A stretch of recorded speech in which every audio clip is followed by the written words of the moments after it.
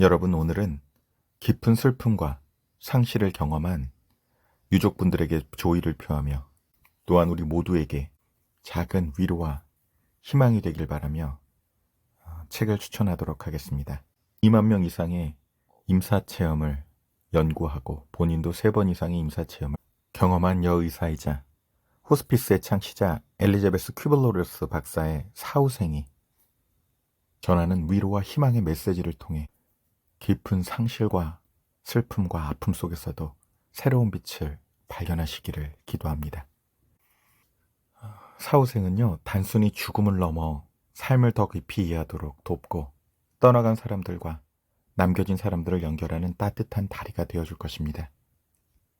책추남도 가족을 죽음으로 잃고 참 뭐라고 말할 수 없는 그 아픔과 그 애끓는 마음, 애간장 끊어지는 마음은 그걸 어떻게 설명을 하겠습니까? 그런데 정말 이 책이 책추남에게 또 책추남 동생에게도 큰 위로가 됐고, 그래서 지금도 이렇게 죽음으로 가족을 잃거나 주변 사람들을 잃은 사람들에게 언제나 선물로 추천드리는 책입니다. 시작해 보겠습니다. 우리는 수천 년 동안 죽음의 세상과 관계된 일들을 무조건 믿어야 했다. 그러나 죽음 후에 세계에 대한 이해는 믿고 안 믿는 신념의 문제가 아니라 삶의 문제다. 죽음에 대해 제대로 그리고 정말로 알기 원하는가? 나는 말할 준비가 되어 있다. 이런 건 알고 싶지 않다고 해도 어차피 누구나 한 번은 죽게 마련이고 그때는 누구나 다 알게 될 것이다. 죽어가는 어린이들과 나눈 대화와 그 말들을 이해한다면 인간의 육체적 죽음은 나비가 고치에서 벗어날 때의 현상과 똑같은 것을 받아들일 수 있다. 인간의 몸은 고치에 비유될 수 있다. 우리 몸은 오직 잠시 살기 위한 집에 지나지 않기 때문에 죽음이란 상징적으로 비유하자면 그저 한 집에서 더 아름다운 집으로 옮겨가는 것이다. 고치, 즉 몸이 회복 불가능 상태가 되면 나비, 즉 영혼이 태어난다. 사고, 자살이나 살인, 심장마비 혹은 만성질환이나 다른 어떤 사인이라도 이 사실은 결코 변하지 않는다. 고치에서 나비로 변하는 첫 단계를 거치면 두 번째 단계로 접어든다. 첫 번째 단계에서 물질적 에너지를 받았다고 한다면 두 번째 단계에서는 정신적 에너지를 받는다. 첫 단계에서 옆 사람과 소통하려면 여전히 깨어있는 의식, 즉 뇌의 작용이 필요하다. 그러나 뇌를 포함한 육체, 즉 고치가 손상되는 순간부터 더는 깨어있는 의식을 지니지 않는다. 고치에 손상이 생겨 호흡할 수 없고 맥박도 뛰지 않으며 뇌파도 측정되지 않는 상태가 될 때 나비는 고치를 떠나버린다. 이것은 반드시 죽었다는 것을 뜻하기보다는 고치가 더는 기능을 하지 않는다는 것을 의미할 뿐이다. 고치에서 벗어나자마자 죽음은 정신적 에너지를 받는 두 번째 단계에 이른다. 정신적, 물리적 에너지는 인간이 운용할 수 있는 유일한 두 가지 힘이다. 하느님이 인간에게 내려준 가장 큰 선물은 자유의지다. 존재하는 것 가운데 오직 인간에게만 자유의지가 있다. 인간은 이 힘을 긍정적 혹은 부정적 방법으로 사용할 수 있다. 영혼이 육체를 떠나자마자 몸에서 빠져나온 것이 어디든 간에 그것이 병실이나 사건의 현장이건 간에 우리는 죽음을 맞는 장소에서 일어난 모든 일을 자각할 수 있다. 이때 우리는 이승에서의 의식으로 그런 사건들을 받아들이는 것이 아니라 새로운 인식으로 받아들인다. 혈압이나 맥박이 뛰지 않고 호흡이 멈췄거나 뇌파가 측정되는 동안에도 우리는 이 새로운 인식 속에서 모든 것을 받아들인다. 이때 우리는 우리가 사고를 당한 장소에 주변에 있는 사람들이 말하고 생각하고 행동하는 것들을 모두 정확하게 알게 된다. 예를 들어 고속도로에서 충돌한 차에서 당신을 구해내려고 어떤 도구가 사용되었나 하는 것들을 나중에 깨어난 다음에도 상세하게 말할 수 있을 것이다. 심지어는 충돌한 차의 번호판이나 뺑소니 운전사의 얼굴까지도 정확히 기억할 수 있다. 뇌파가 꺼진 사람이 자동차의 번호판을 읽을 수 있다는 것을 과연 과학으로 설명할 수 있을까? 과학자들은 좀 더 겸손해질 필요가 있다. 세상에는 우리가 이해할 수 없는 수만 가지 일들이 있다는 것을 겸손하게 받아들여야 한다. 우리가 이해할 수 없는 것들을 단지 이해할 수 없다는 이유만으로 존재하지 않는다거나 실제하지 않는다고 말해서는 안 된다. 개를 부르는 호루라기를 불면 사람들은 못 들어도 개들은 모두 듣는다. 인간의 귀는 높은 주파수를 감지할 수 없기 때문이다. 이처럼 보통 사람은 육체를 빠져나간 영혼을 볼 수 없다. 반면에 몸에서 빠져나온 영혼은 이승에서 진동되는 것을 감지할 수 있으며 사건이 생긴 장소에서 일어나는 모든 일을 할 수 있다. 많은 사람이 수술을 하는 동안 유체 이탈을 경험하는데 이때 이들은 수술 중인 의사들을 지켜본다. 의료진과 간호사들은 모두 이 사실을 인정해야만 한다. 환자를 수술하는 동안 의사와 간호사들은 의식이 없는 환자가 들어도 좋을 이야기만 해야 한다. 의식 불명인 사람이라도 모든 말을 들을 수 있다. 그들 앞에서 아무 말이나 마구 해대는 것은 무례한 일이다. 깊은 혼수 상태에 빠져 죽어가는 어머니나 아버지의 머리맡에 다가갈 때 우리는 이분들이 우리가 말하는 것을 모두 들을 수 있다는 사실을 알고 있어야 한다. 사랑합니다. 잘못했습니다. 혹은 평소에 마음 깊이 말하고 싶었던 어떤 말이라도 할 수 있다. 결코 늦은 것이 아니다. 심지어 죽은 사람에게 이런 말을 하더라도 늦은 게 아니다. 왜냐하면 그들은 그때에도 당신의 말을 들을 수 있기 때문이다. 10년이나 20년 동안 마음에 담아두었던 풀지 못한 응어리를 풀 수도 있다. 이렇게 해서 우리는 죄의식에서 조금이나마 벗어날 수 있다.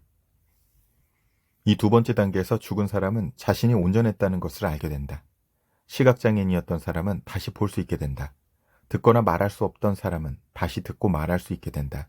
지독한 신체 장애에 시달리던 환자들 또한 금사체험에서 살아난 후 즐거운 표정으로 이렇게 말한다. 박사님, 내가 내 몸에서 빠져나가 있었을 때 나는 다시 춤을 출 수 있었습니다. 평상시에는 휠체어를 탔지만 이 두 번째 단계에서 다시 춤을 출 수 있게 된 사람은 너무나 많다. 물론 유체이탈 체험이 즐겁고 은혜로운 사건이라는 것을 이해할 것이다. 암치료로 머리카락이 모두 빠진 작은 소녀가 그와 같은 사건을 겪은 후 내게 말했다. 저는 멋진 머리카락을 가졌답니다. 유방암 치료로 유방이 없어진 여자들은 다시 유방을 가지게 된다. 그들은 아주 간단하게 다시 온전해지는 것이다. 여기에 대해 회의적인 다른 동료들은 이렇게 말한다. 이런 사례들은 소망사고로 투사해 볼 수 있다. 내가 연구한 전체 사례 51%가 갑작스러운 근사체험이었다. 어떤 사람이 멀쩡한 두 다리로 길을 가고 있다 하자 그는 멀쩡하던 자신의 다리가 없어질 수 있다는 상상은 하지도 않았다. 그런데 갑작스러운 사고 때문에 유체이탈 상태가 된 그는 한쪽 다리가 잘려 나동그라져 있는 것을 본다. 그럼에도 그는 근사체험을 하는 동안 완전히 두 다리를 가진 자신의 모습을 보게 된다. 이것은 사후세계를 의심하는 사람들을 설득할 수는 없었다. 우리는 시각장애인들을 대상으로 과학적인 연구를 했다. 적어도 지난 10년 동안 빛을 전혀 자각해 본 적이 없는 시각장애인들만을 포함하는 조건이었다. 그러나 유체이탈을 경험하고 되돌아온 시각장애인들, 당신에게 당신이 지니고 있던 보석이 어떤 색깔을 띤 보석인지 자세히 말할 수도 있다.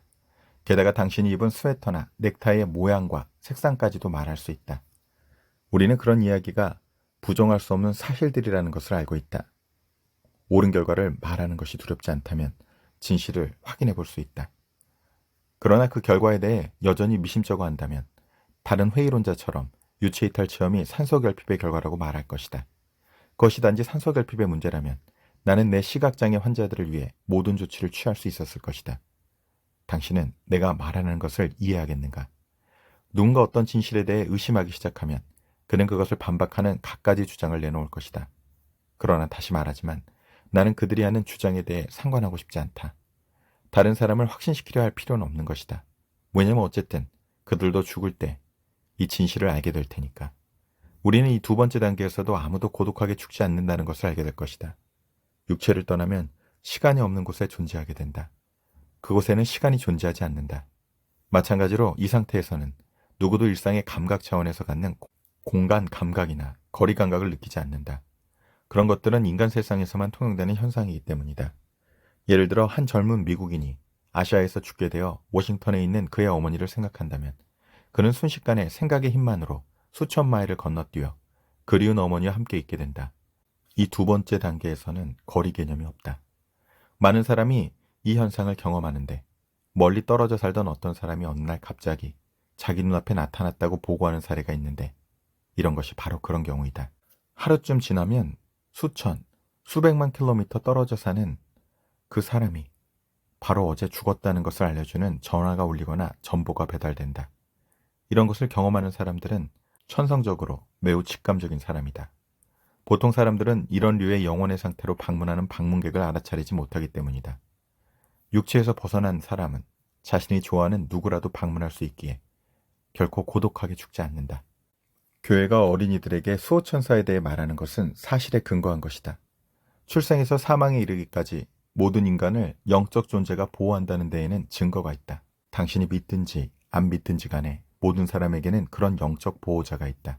영적 보호자로부터 오는 사랑은 무조건적이기 때문에 당신이 유대인이든 천주교인이든 아니면 다른 어떤 종교의 신자이든 그것은 전혀 관계가 없다.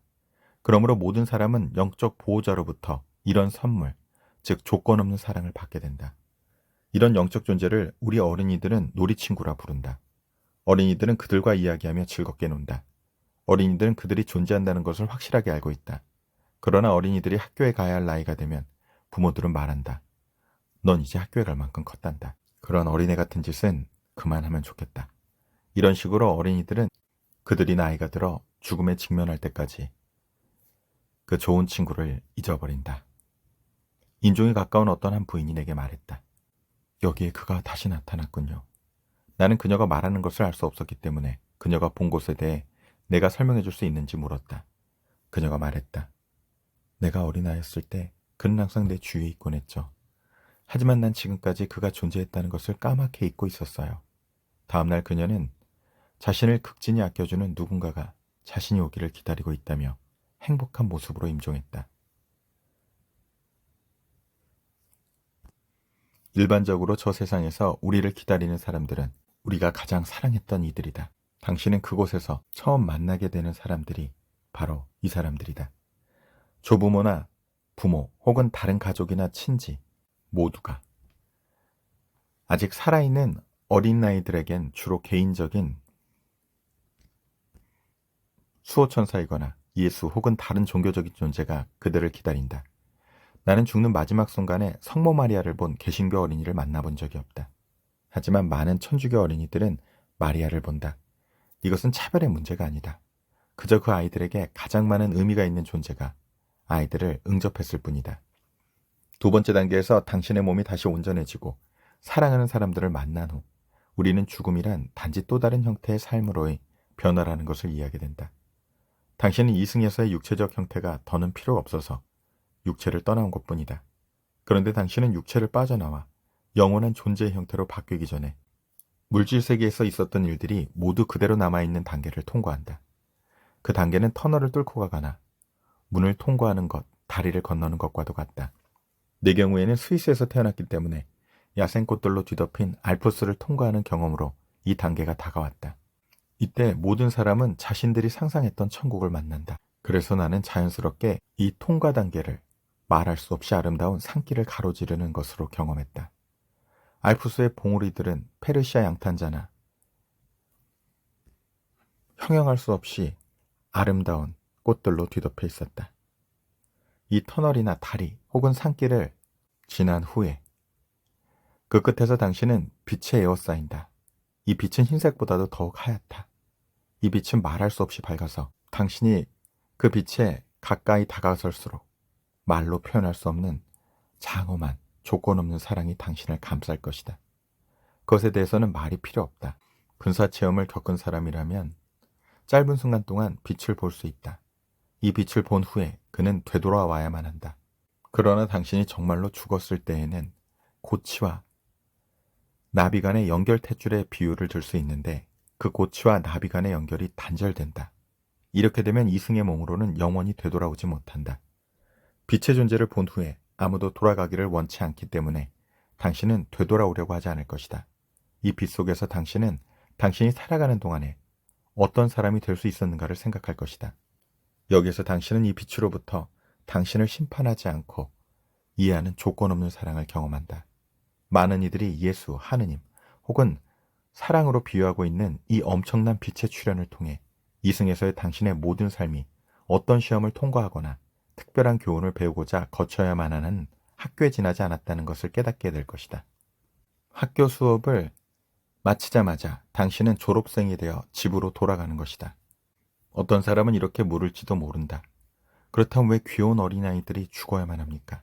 그 대답은 간단하다. 그 아이들은 사람이면 누구나 배워야 할 것을 아주 짧은 기간에 배운 것뿐이다. 모든 사람들은 자신이 왔던 곳으로 되돌아가기 전에 배워야 할 한 가지가 있는데 그것은 바로 조건 없는 사랑이다. 이것을 배우고 실행했다면 당신은 모든 교과 과정을 훌륭하게 마친 것이다. 빗속에서 하느님이나 그리스도 혹은 당신이 그것을 무엇라 부르든 간에 그것의 출현 앞에서 당신은 태어난 첫날부터 마지막 날까지 삶 전체를 되돌아봐야 한다. 자신의 삶을 되돌아봄으로써 이제 당신은 세 번째 단계에 다다른다. 이 세 번째 단계에서는 첫 번째 단계와 두 번째 단계에 있던 의식이 없어진다. 그리고 이제 당신은 알물 소유하게 된다. 당신은 순식간에 이승에서 사는 동안 순간순간의 모든 생각을 자세히 알게 된다. 즉 모든 행동을 기억하게 되고 당신이 내뱉은 모든 말을 알게 될 것이다. 그러나 지금 요약해서 말한 것조차도 당신이 알게 될 아주 작은 부분에 속할 뿐이다. 왜냐하면 이 단계에서 당신은 당신의 생각과 말과 행동이 어떤 결과를 생기게 했는가를 모두 알게 되기 때문이다. 하나님은 조건 없는 사랑이다. 이승에서의 삶을 되돌아보는 동안 당신은 자신의 운명에 대해 하나님을 탓하는 것이 아니라 성숙할 수 있었던 많은 기회를 무시해버린 당신 자신을 성취할 수 있기에 최악의 적은 바로 당신 자신이었음을 알 수 있다. 이제 당신은 오래전 불이나 집이 다 타버렸던 일, 아이를 잃었던 일, 남편이 상처를 입혔던 일, 심장병으로 고통받았던 일들과 같은 치명적인 사건들이 인간이면 반드시 배워야 할 이해와 사랑 속에서 우리 자신의 성숙을 위해 존재했던 많은 가능성 중에 몇몇이었다는 것을 알게 된다. 당신은 그런 기회를 현명하게 사용하는 대신에 이 모든 사건들을 분노와 부정적인 힘이 자라게끔 나쁘게 이용해 왔다고 후회할 것이다. 우리는 매우 단순하고 아름답고 훌륭한 삶을 위해 창조되었다. 우리는 우리의 삶을 다르게 바라봐야만 한다. 당신이 피조물로 창조된 것처럼 당신의 삶을 있는 그대로 받아들인다면 더는 누구의 생명은 연장해야 하고 누구의 생명은 연장하면 안 되는가에 대해 의문시하지 않을 것이다. 이것을 받아들이기만 한다면 불치의 병에 걸려 인종에 가까운 어떤 사람들의 삶을 단축하고자 그에게 약물을 투여하여 목숨을 일찍 끊게 하기 위한 결정을 해야 하는지 말아야 하는지를 그 누구도 묻지 않을 것이다. 죽음이란 결코 고통을 의미해서는 안 된다. 오늘날 의학은 놀랍게 진보했기 때문에 누구나 고통 없이 지낼 수 있다. 당신 옆에서 죽어가는 사람들이 고통 없이 극진한 간호를 받을 수 있다면, 또한 당신이 그들 모두를 당신의 집에 데리고 올 용기가 있다면 그들 중 누구도 당신에게 약물 투여를 요청하지 않을 것이다. 지난 20여 년 동안 오직 한 사람만이 내게 약물 투여를 요구했다. 나는 왜 그러는지 이해할 수 없어서 그에게 물어보았다. 왜 약물 투여를 원하십니까? 그랬더니 그는 이렇게 밝혔다. 제가 원하는 것은 아닙니다. 어머니가 그러신 거죠. 어머니는 제 처지를 더는 눈뜨고 볼 수 없으시대요. 그래서 약물 투여를 하겠다고 어머니와 약속한 겁니다. 당연히 우리는 그의 어머니를 돕고자 함께 이야기했다. 그녀가 절망스러운 순간에 다다른 것은 증오 때문이 아니라 자신이 견디기 어려워서였을 뿐이다. 죽어가는 환자들은 정성스러운 보살핌과 끝내지 못한 일들을 마치도록 도움을 받기만 한다면 약물 투여 같은 것을 요청하진 않을 것이다. 마찬가지로 나는 암에 걸린 게 사실은 축복이라고 지적하고 싶다. 암 때문에 일어나는 좋지 않은 부분들을 축소하자는 것이 아니다. 다만 암보다 더 나쁜 게 수천 가지는 있다는 것을 여러분이 알아주었으면 한다. 예를 들어 자신이 돌부처가 될 때까지 계속되는 마비 증세의 진행을 지켜보기만 할 뿐 아무것도 할 수 없는 신경성 병에 걸린 환자들이 있다. 이 병에 걸리면 숨을 제대로 쉴 수도 말할 수도 없게 된다. 발끝에서부터 머리까지 완전히 마비되는 것 같은 느낌을 상상해 볼 수 있을까? 손으로 글을 쓸 수도 말을 할 수도 아무것도 할 수 없다. 우리가 명절 때 가장 비싼 선물을 사주려고 하는 사람들은 종종 우리가 가장 두려워하는 사람들이라는 사실에 대해 생각해보라. 나는 그렇게 누군가에게 커다란 선물을 주는 것이 정말 필요한 것인지 의심스럽다. 그것보다는 조건 없는 사랑이 더 필요하지 않을까.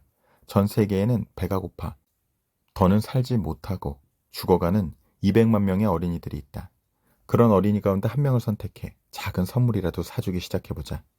유럽에서조차 가난한 사람들이 많이 있다는 사실을 생각해보라. 이미 자신이 받은 축복을 나누어 갖자. 당신의 삶에 풍파가 닥쳐왔을 때 지금 이 순간에는 그렇게 보이지 않겠지만 10년이나 20년 후 당신에게 하나의 선물이 돼 그들에 대해 생각해보라. 그들은 당신에게 힘을 줄 것이며 당신이 나누지 않았더라면 배우지 못했을 일들을 당신에게 가르쳐 줄 것이다.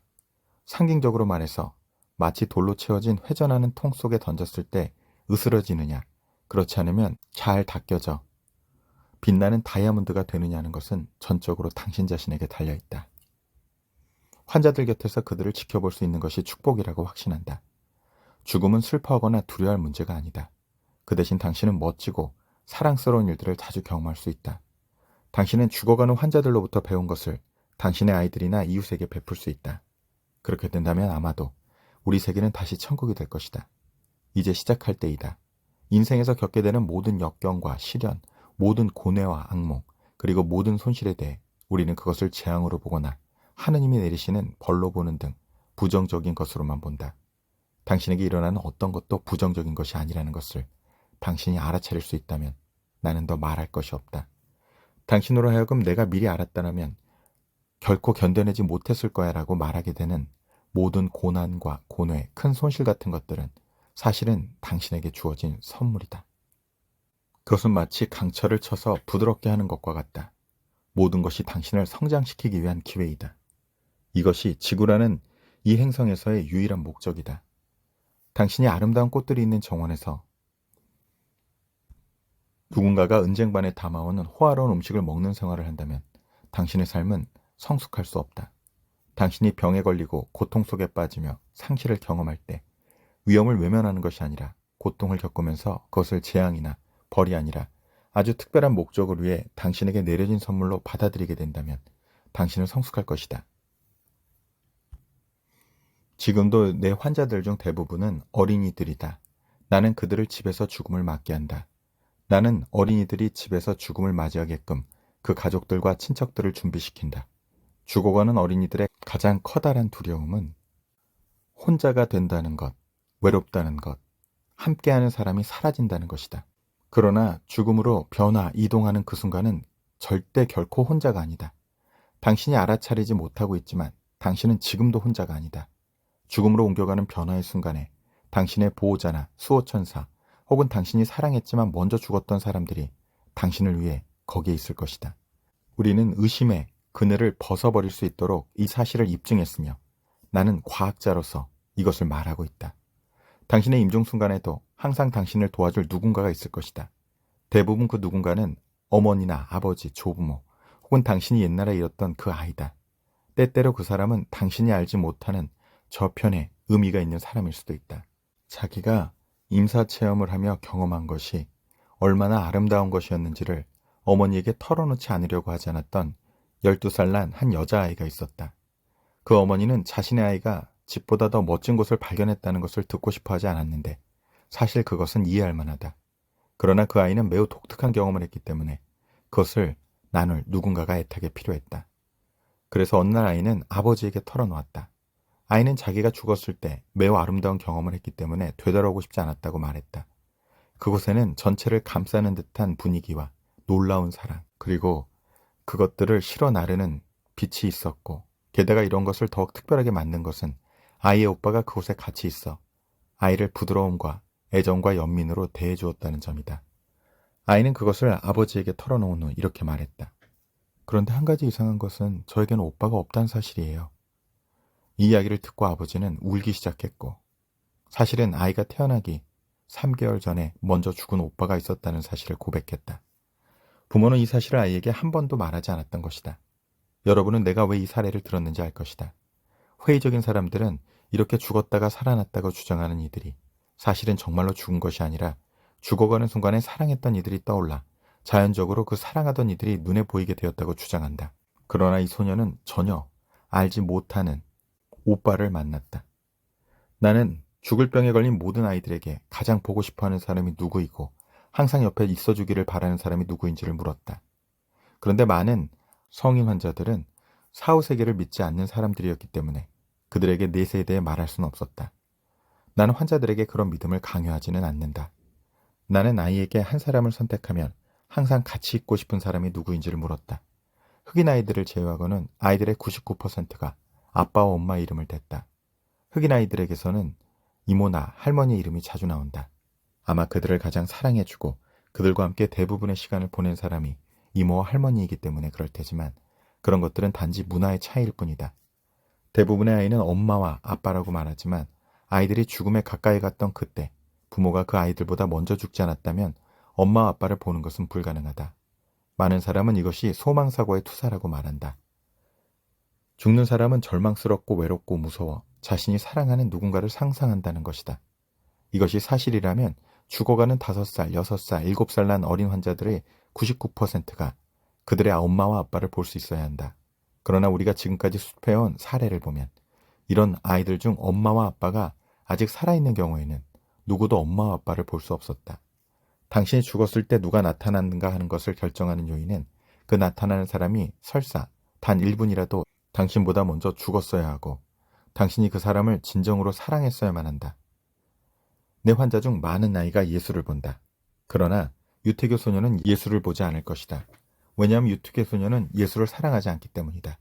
이런 것은 단지 종교적인 차이일 뿐이다. 죽어가는 환자들에 대한 내 연구가 끝났고 지금도 계속 연구하고 있는 다른 사람들이 많이 있다. 이 연구는 이제 내가 세상에 존재하는 이유나 내 실질적인 사명에서 벗어나 있다고 믿는다. 죽음과 인종에 대한 연구는 단지 내가 역경이나 잘못된 처우 혹은 갈등을 극복할 수 있는지를 살피기 위한 일종의 시험장일 뿐이었다. 그리고 나는 이 시험을 모두 통과했다. 두 번째 시험은 내가 명망을 감당해낼 수 있는지를 보려는 것이었다. 그것은 나에게 영향을 미치지 못했다. 역시 이 시험도 통과한 것이다. 그러나 내 실질적인 사명은 바로 이것이 내가 당신의 도움이 필요한 이유인데 죽음이란 존재하지 않는다는 것을 사람들에게 말하는 것이다. 인류가 이것을 아는 것은 매우 중요한 일이다. 왜냐하면 우리는 매우 어려운 시기가 시작되는 시점이 있기 때문이다. 나라뿐만이 아니라 지구 전체가 우리의 탐욕과 물질주의 때문에 또는 생태학의 견지에서 볼 때 우리가 너무 이기적으로 자연을 훼손했으며 가공할 핵무기를 보유했기 때문에 또 모든 진정한 영성을 잃어버렸기 때문에 말할 수 없이 어려운 상황에 놓이게 된 것이다. 내가 과장해서 말하고 있기는 하지만 그렇게 많이 과장하는 것은 아니다. 새로운 시대로의 변화를 가져올 수 있게 해주는 유일한 것은 지구가 흔들리고 있다는 것, 아니 우리가 흔들리고 있다는 혹은 우리가 흔들리게 될 것이라는 사실이다. 우리는 이미 그것의 시작을 보고 있다. 그러나 두려워해서는 안 된다. 마음의 문을 열고 두려움 없는 매우 개방적인 상태를 유지하기만 한다면 우리는 훌륭한 통찰력과 예지를 얻을 수 있을 것이다. 이런 일들은 우리 모두에게 일어날 수 있다. 정신적인 스승을 찾거나 인도에 갈 필요도 없고 초월 명상 코스를 거칠 필요도 없다. 다만 내면에서 조용히 자아와 대면하는 것을 배우기만 하면 된다. 자신의 내부자와 대면하라. 두려워하지 않는 것을 배우라. 두려워하지 않을 수 있는 한 가지 방법은 죽음이 존재하지 않는다는 것을 아는 것이고 모든 삶에는 긍정적인 목적이 존재한다는 것을 아는 일이다. 당신이 가진 모든 부정적인 시각을 떨쳐버리고 삶을 대하기를 당신 자신 내부에 있는 자원과 역량을 시험하기 위한 도전으로 바라보기 시작하라. 우연의 일치란 없다. 하느님은 형벌을 내리는 비열한 하느님이 아니다. 변화, 즉 죽음을 겪은 후 우리는 지옥이나 천국으로 묘사했던 그곳으로 간다. 죽었다가 깨어나 우리와 이야기를 나눈 친구들에게 들은 바로는 이런 변화를 거친 후에 모든 인간은 텔레비전 스크린과 매우 유사해 보이는 어떤 것 앞에 서게 된다. 여기서 당신은 판결을 내리는 신에 의해 심판받는 것이 아니라 평생 해왔던 모든 행동과 말, 모든 생각들을 되돌아보게 됨으로써 당신이 당신 자신을 심판하는 기회를 만나게 되는 것이다. 당신이 살아온 방식에 따라 자기 자신이 지옥을 만들거나 천국을 만드는 것이다. 아주 오래전에는 죽음의 문제에 훨씬 더 많은 관심이 있었고 천국과 죽음 뒤의 실제를 믿었다. 그러나 지난 수백 년 동안 육체가 죽은 후에도 삶이 존재한다는 것을 아는 사람이 점점 더 적어졌다. 우리는 지금 새로운 시대를 맞고 있다. 바라건대 우리는 과학기술과 물질주의 시대에서 순수하고 진정한 영성이 가득한 새로운 시대로 옮겨가야 한다. 이것은 단지 어떠한 종교에 매달리는 종교성을 의미하는 것이 아니라 영성을 의미한다. 영성이란 우리보다 훨씬 위대하며 우주를 창조하고 삶을 창조한 어떤 존재에 대한 깨달음을 뜻한다. 우리는 그 위대한 존재의 중요하고 의미가 있는 부분이기에 그 존재가 진화하는 데 이바지할 수 있다. 우리가 근원 혹은 하나님으로부터 태어났을 때 우리는 모두 신성의 한 측면을 부여받았다. 이것은 우리 안에 그 근원의 일부가 있다는 것을 의미한다. 이것으로 말미암아 우리는 죽지 않는다. 육체란 단지 우리가 죽음이라 부르는 변화를 겪을 때까지 일정 기간 머무르는, 즉 우리가 그것을 고치라고 부를 수 있듯이 그러한 집에 지나지 않는다. 죽음의 순간에 우리는 이 고치를 벗고 다시 나비처럼 자유롭게 된다.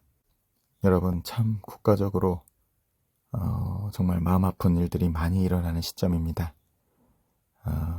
이 시점들 가운데 이 엘리자베스 큐블로로스 박사님이 자신의 인생을 걸고 우리에게 전해준 이 죽음과 삶의 지혜가 희망과 위로의 따뜻한 사랑으로 전해지기를 바라며 오늘 책슈남TV 사후생 함께 나눠보았습니다. 다시 한번 유가족 여러분께 깊은 위로의 말씀을 전하며 이 자리에서 함께 마음을 전하고 기도합니다.